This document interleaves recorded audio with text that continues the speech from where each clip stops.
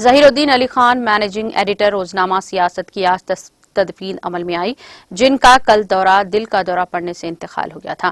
نماز جنازہ شاہی مسجد باغیامہ میں بعد نماز فجر ادا کی گئی اور تدفین آخری منزل دارالسلام روڈ پر عمل میں آئی۔ شہر کے نمائندہ شخصیات اور عوامی نمائندوں کے بڑی تعداد نے شاہی مسجد باغیامہ اور مرحوم کے مکان پہنچ کر ان کے غمزدہ ارکان خاندان کو پرسہ دیا۔ پسماندگان میں اہلیہ کے علاوہ فرزندان اصغر علی خان اور فخر علی خان شامل ہیں۔